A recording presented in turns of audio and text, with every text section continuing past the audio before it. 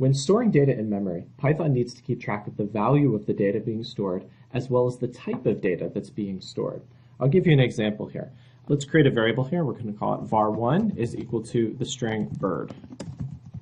So we're storing the value, which is a sequence of characters, BIRD, inside the variable var1. And the data type here, or the type of data that's being stored in var1, is a string. So there are three fundamental data types that we work with, we're going to be working with at the beginning of the semester. The first are strings. So let's comment this one. This will be a string being stored in var1. Let's create a second one. Let's talk about the numeric data types. So there are two numeric data types. There are integers. So we can say var2 is equal to the number 5, storing the value 5, and the data type here is going to be an integer. An integer is a whole number, and integers never contain decimal points. We abbreviate them as ints in Python, and they can be any positive or negative number. So 5 is valid, -5 is valid, -500 is valid, and these are all valid integers. Let's create a floating point value. So a floating point value is a decimal value. So I can say var3 is equal to 5.0.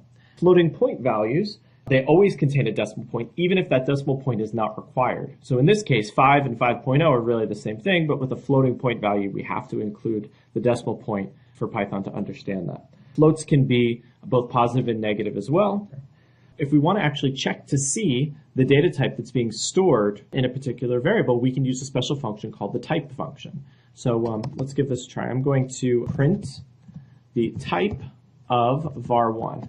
So type is a special function that accepts one argument. In this case, it's a variable. And what it's going to do is it's going to analyze the data type of the thing that's being passed to it, and it's going to return the string value of what the data type is of the variable that it's being sent. So if we run this program, and I'll just go up here and run this module, we will see that data type of var1 is going to be a string. So class str, that stands for string. So var1 is holding a value of string. Let's check for var2. So print the type of var2. The type of var2 is going to be an integer. And if we check out the type of var3, you guys can probably guess that that's going to be a floating point value.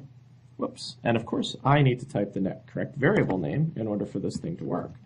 So type of var3, we're going to see that's of class float. So why is this important? Well, the data type dictates not only the type of data that's being stored inside of the variable, but also the valid operations that can be performed on that value.